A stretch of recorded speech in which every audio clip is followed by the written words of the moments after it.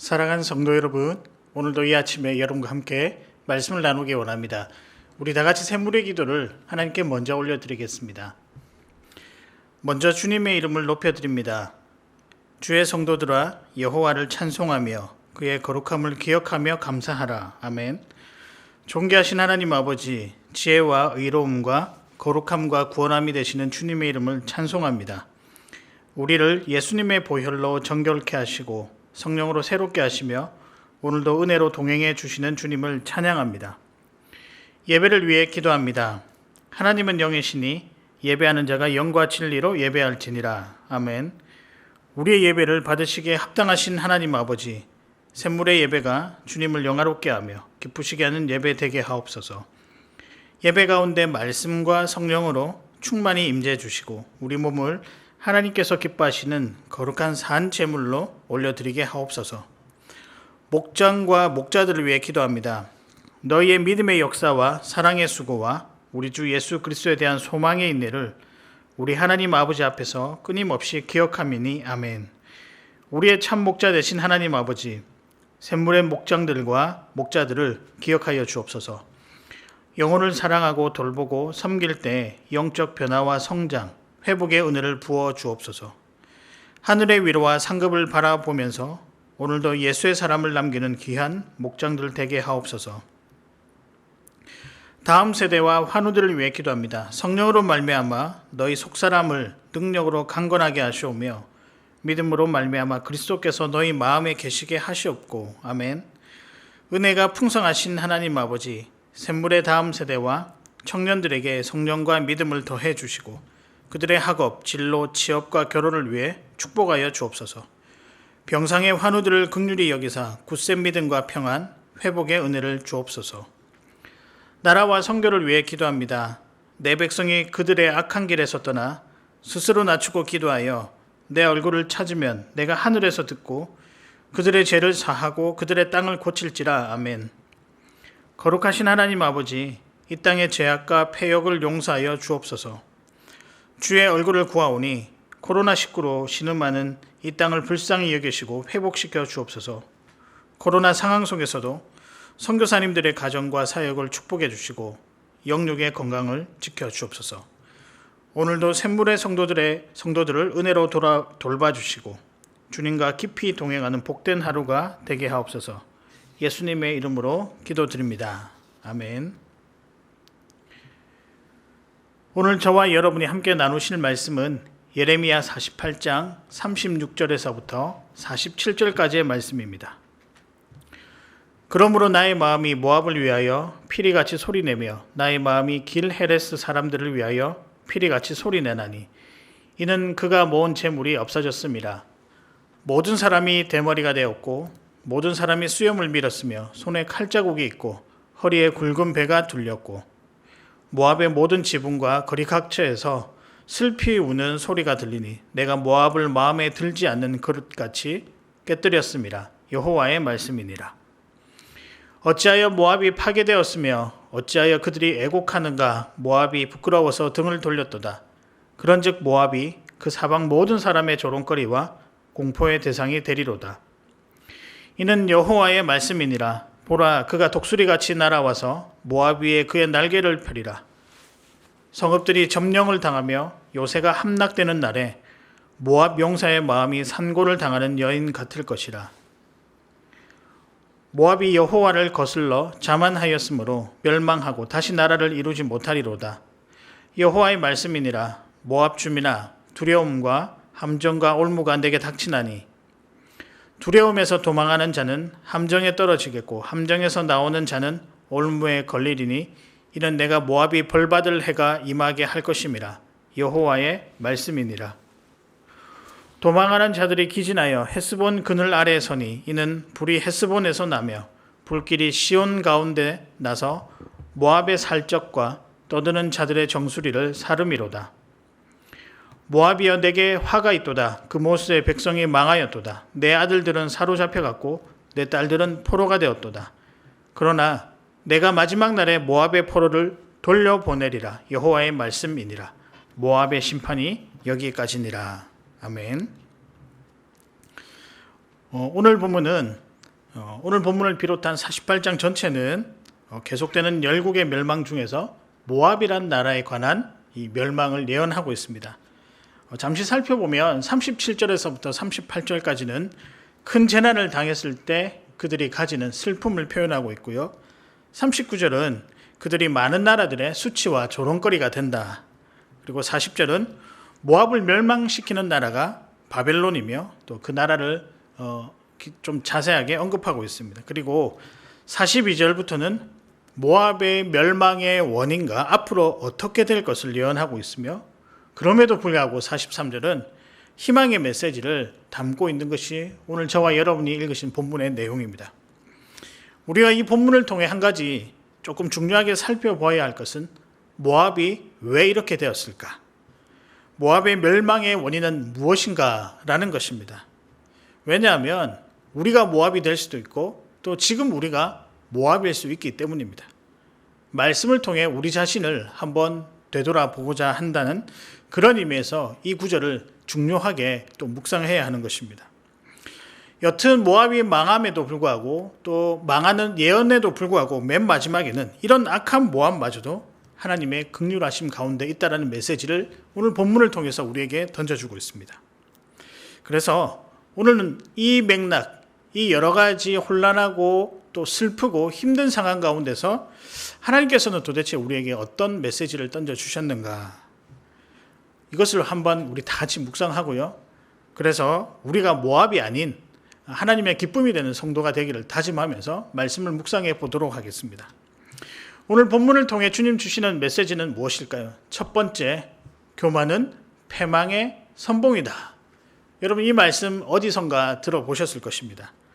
잠언 16장 18절에 나오는 말씀인데요. 교만하지 말라라는 메시지입니다. 사람들 앞에서도 교만하는 것, 그것도 별로 좋지 않은 모습이기도 하지만 더 나아가서 하나님 앞에서도 결코 교만하지 말라라는 그런 메시지입니다. 사랑하는 여러분, 교만은 패망의 선봉이라는 이 사실을 꼭 기억하시길 바랍니다. 교만은 하나님이 참 싫어하시는 모습입니다. 얼마나 싫으셨으면 성경의 여러 메시지 중에 교만하지 말라라는 메시지가 참 자주 등장하는 것을 우리가 보게 됩니다. 왜냐하면 교만은 망하는 지름길이기 때문입니다. 모압처럼 한 나라가 망하기도 하지만 개인으로서는 그 삶이 무너지며 완전히 어디 둘 곳조차 없이 이 패잔병처럼 그런 모습으로 그 결과를 맞이하게 된다는 것입니다. 더 나아가서는 하나님과의 관계가 깨어져 영이 그냥 시들해지며 또 사람과의 관계도 깨어져 외톨이가 되거나 무시당하는 그런 안타까운 상황에 처할 수 있다는 것입니다. 이 모든 것이 왜 이렇게 될까요? 교만 때문이라는 것입니다. 영과 육이 교만하기 때문에 모두 망가지는 것을 성경은 자세하게 기록을 하고 있습니다. 42절에도 보면 이 모압이란 나라가 교만을 행했다라고 이야기를 하면서 이것이 멸망의 원인이다 설명하고 있습니다. 42절에 보면 모압이 여호와를 거슬러 자만하였으므로 멸망하고 다시 나라를 이루지 못하리라, 그렇게 이야기를 하고 있습니다. 여러분, 교만은 잘난 체 하는 태도로 겸손함 없이 건방짐이라고 하는 이 국어사전의 의미가 있습니다. 자기 잘난 것을 드러내기도 하지만 그것을 통하여 상대방을 조롱하거나 무시한다는 이것이 교만의 의미라는 것이죠. 여러분, 이 모압이 그렇게 했던 것입니다. 모압은 다른 나라들을 향해 자기가 가진 것들, 또 풍요로움, 힘, 군사력 등을 과시하면서 조롱하고 또 다른 나라들을 무시하기까지 했었습니다. 겁주며 괴롭히는 그런 좋지 않은 모습들을 그들 역사 가운데 보여주었습니다. 그런데 단순하게 이 주변 나라들에게만 그렇게 했느냐, 더 나아가서 살아계신 하나님께도 교만한 모습을 보였던 것입니다. 하나님 없이도 잘 살 수 있어. 우리의 힘은 강하다. 하늘에 계신 하나님보다 우리의 힘이 강하다. 그래서 남들이 할 수 없는, 함부로 할 수 없는 그런 힘을 우리가 가졌다. 여러분, 이런 태도를 하나님 앞에 내보인 것입니다. 어떤 결과를 맞이했겠습니까? 하나님께서 그들을 망하게 하셨습니다. 왜? 교만하기 때문에요. 제가 어릴 적 가장 많이 기도했던 제목 중에 하나가 교만하지 않게 해주시옵소서라는 것입니다. 조금 배웠다고 자랑할 때도 있었고요. 조금 가졌다고 자랑했으며 조금 경험했다고 다른 사람들을 깔보고 무시할 때도 있었습니다. 사실 지나고 나면 별것 아니고 뭐 남들도 다 그렇게 하는데 라는 생각을 하게 되면 좀 부끄럽기까지는 하지만, 그러나 저뿐만 아니라 무엇인가 조금을 배우고 갖추었다라고 했던 그 시기에 누구나 다 할 수 있는 교만의 모습들이었습니다. 조금 가졌다고 경험했다고 모든 것을 가진 것처럼 행동했던 때가 한두 번이 아니었습니다. 그래서 자신의 의견이 무시당하거나 반영되지 않으면 불편해하며 심지어는 그 일이 잘못되었다라고 정죄하기도 했었습니다. 여러분, 이것이 교만의 모습입니다. 여러분, 기억하십시오. 이런 교만은 반드시 망한다는 사실을 꼭 기억하시길 바랍니다. 하나님께서 원치 않는 모습이며 가장 싫어하는 모습이기도 합니다. 성경 말씀 중에 교만이란 단어가 가장 많이 등장하는 성경책이 어디라고 생각을 하십니까? 제가 찾아보니까요, 시편에 그런 표현들이 가장 많이 나왔습니다. 다윗과 그 저자들이 그들의 인생을 두고 가장 두려워하고 조심해야 할 것이 무엇이었는가? 교만이라는 것입니다. 그렇기에 그만큼 자주 언급했던 것입니다. 사랑하는 여러분, 교만은 패망의 선봉임을 기억하시길 바랍니다. 이 사실을 기억하시고 겸손함으로 하나님과 세상 앞에 나가는 여러분 되시기를 주님의 이름으로 축복합니다. 두 번째입니다. 오늘 주시는 두 번째 메시지는 우상 숭배하지 마라. 너무나도 익숙한 그런 구절입니다. 너는 나 외에 다른 신들을 내게 두지 말라고 한 10계명의 첫 번째 계명의 내용입니다. 혹시나 여러분 살아가시면서 하나님 외에 다른 어떤 것을 의지하고 계십니까? 우상 숭배입니다. 하나님이 원치 않으시는 모습임을 꼭 기억하시고 확인하시기 바랍니다. 함께 읽은 본문 46절을 한번 보실까요? 이렇게 나와 있습니다. 모압이여 내게 화가 있도다. 그모스의 백성이 망하였도다 라고 하고 있습니다. 모압 사람들은 그 당시 그모스라고 하는 신을 섬겼고요. 이 그모스 신은 많은 이 모압 사람들에게 풍요를 가져다 주고 행운을 가져다 준다. 그래서 대부분의 모압 사람들은 이 그모스 신을 섬겼다고 합니다. 또 이것이 이 신이 힘을 주며 안전하게 지킨다라고 착각하고 있었습니다.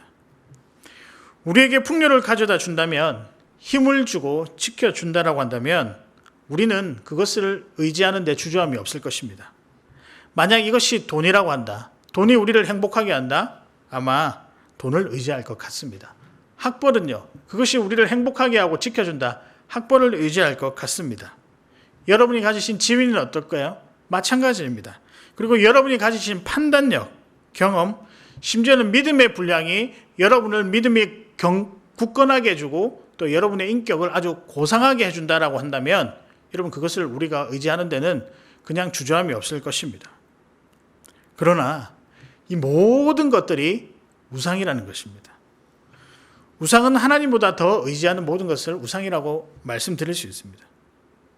그것이 심지어 우리 자신일 때도 우리 자신이 우상이 될 수 있다는 거죠. 모압은 그들 삶에 가장 필요한 것들을 공급해 준다고 믿었던 그 모스 신을 의지했습니다. 그러나 여러분도 잘 아시다시피 이 세상의 모든 것을 공급해 주시고 또 채워주시는 분은 우리 하나님 한 분밖에 없습니다. 그분은 오늘 본문에 나온 것처럼 한 나라를 멸망시키기도 하지만 또 한 나라를 살리기도 하는, 역사를 아우르는, 역사를 주물러 주시는, 또 역사를 주관하시는 그런 하나님이십니다. 여러분, 그 하나님께서는 죽이기도 하시고 살리시기도 하는 특별한 능력을 가지고 있습니다. 여러분, 또 한 가지 더 있습니다. 그 우상, 우리가 그토록 의지했던 그 우상은 그 힘이 가짜라는 것이며 영원하지 않다는 것입니다. 물론 하나님 외에 나를 만족하는 것들이 사실은 우리 주변에 너무나도 많습니다. 그러나 그것이 영원하다라고 여러분 보장할 수 있겠습니까? 좋아 보일 수 있지만 사실은 속빈 강정일 뿐입니다. 나중에 다 드러나서 모래 위에 지은 집같이 그냥 하염없이 무너지는 것이 우상입니다. 여러분, 특히 우리의 믿음도 마찬가지입니다. 믿음 자체가 우리의 힘이 될 수 있다고 생각합니다. 그러나 여러분, 믿음 자체가 우리의 힘이 될 수 없는 것 여러분도 잘 아실 것입니다. 가끔 우리가 믿음을 가졌다라고 해서 내가 믿음을 소유했다라고 착각할 때가 있습니다. 믿음이 하나님께서 주신 선물이니 이것은 내 것이야. 내가 가져도 되는 소유물이야 라고 생각할 수 있습니다. 그러나 여러분, 믿음은 그런 것이 아닙니다. 믿음은 하나님 외에는 그 어떤 것도 내게 만족감과 힘 그리고 생명을 줄 수 없다라고 하는 확신입니다. 여러분, 이 확신을 우리가 어떻게 소유할 수 있겠습니까? 사랑하는 여러분, 우리가 가진 믿음이 행여나 여러분에게 우상이 되지 않기를 소망합니다. 믿음 생활 더 많이 했다고 해서 여러분의 믿음이 좋은 것도 아니고 그것의 깊고 낮음을 그 어떤 사람이 판단할 수도 없습니다. 오직 하나님만이 우리의 모든 것을 판단하신다는 사실을 기억하시길 바랍니다. 그래서 사랑하는 여러분, 하나님만 여러분 마음속에 있기를 소망합니다. 그분으로부터 생각이 시작되며 그분으로부터 행동이 이루어지는 그런 삶을 살아가기를 소망합니다. 오늘 본문에서 우리 주님께서 주시는 메시지 마지막은 여러분에게 드리는 권면인데요. 오직 하나님만을 의지하라. 다른 것을 의지하는 것이 아니라 오직 하나님, 유일하신 하나님만을 의지하는 그런 믿음의 성도 되시기를 바랍니다. 이 단순한 메시지 여러분이 많이 들었을 것입니다. 그러나 이 단순한 메시지를 가슴에 새기고 하루하루 살아갈 때 이것이 여러분에게 큰 힘이 될 것입니다. 오늘 본문 중에서 조금 생뚱한 구절, 그 구절 하나가 등장하는데요. 마지막 47절입니다. 제가 읽어드리겠습니다. 내가 마지막 날에 모압의 포로를 돌려보내리라. 여호와의 말씀이니라. 모압의 심판이 여기까지니라. 앞절은 모압의 심판에 대해서 계속해서 이야기하고 있고 또 그런 장면들을 예언하고 있습니다. 그런데 마지막에 아주 급격하게 모압이 회복될 것이다.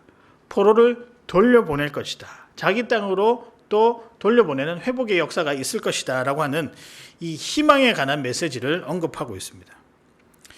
우리는 여기서 하나님이 어떤 분이신가 또 그분의 성품이 어떤 것인가 라는 것을 발견할 수 있는데요. 심판을 내리시기도 하시지만 거두시는 분이라는 사실, 이것을 우리가 발견할 수 있습니다.